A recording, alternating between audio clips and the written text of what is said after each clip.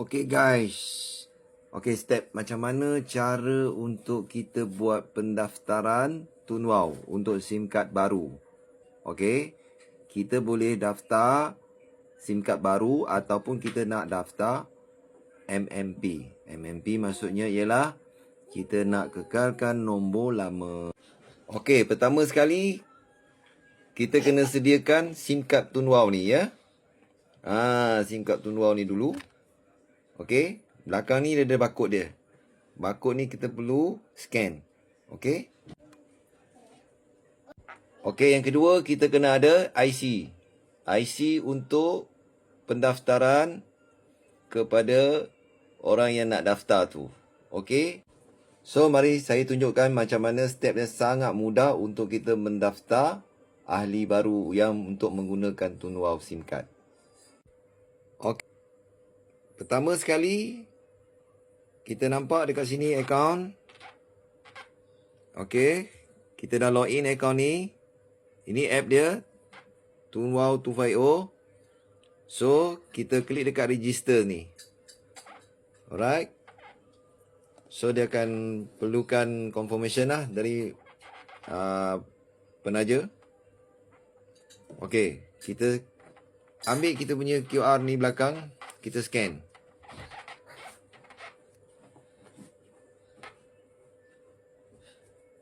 Okey, dah dapat dah.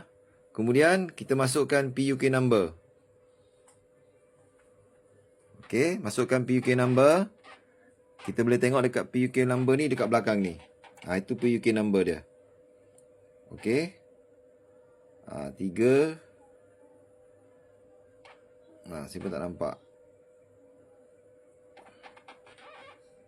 Sekejap, kita confirmkan masukkan dulu PUK number. Untuk PUK number dah selesai. Kita klik continue. So dekat sini kita boleh pilih. Kalau kita nak kekalkan dengan SIM card yang ada sekarang ni, Lite, Lindungi Lite, maka kita terus guna Lindungi Lite lah. Kalau kita nak upgrade, kita boleh upgrade. Okay. Continue. Okay, kita boleh kekalkan nombor lama ataupun kita boleh pilih nombor baru. Kalau kita nak pilih nombor baru, kita pilih dekat bawah ni, choice.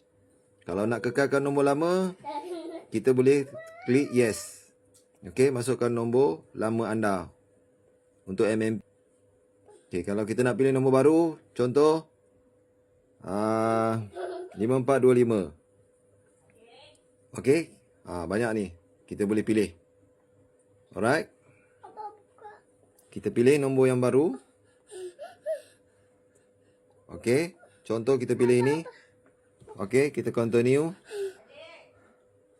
Kemudian kita masukkan My Card, Passport, ID, My Card. Okey, kita gunakan My Card lah.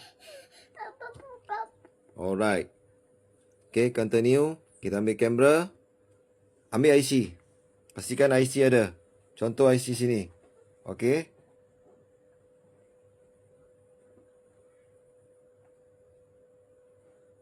Clip IC. Alright, kita submit. Okay, submit. Dia dah submit. Dia akan keluar nanti detail kita.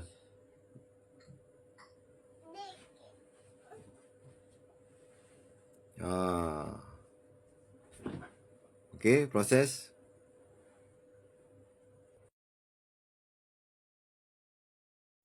Okay, so step seterusnya. Okay, step 4. Tadi step 3. Dah berjaya untuk kita ambil IC. Depan saja. Kita akan ambil muka kita pula. Okay. Ambil muka depan. Alright. Nampak muka depan. And then tag dia. Okay, contoh. So, kita verify dia. Sangat mudah. Okay. Verify tu biasanya dia akan approve lah. Okay, saya tak nak verify. Saya cuma nak tunjukkan cara untuk daftar. Selamat mencuba. Anda dapat sesuatu?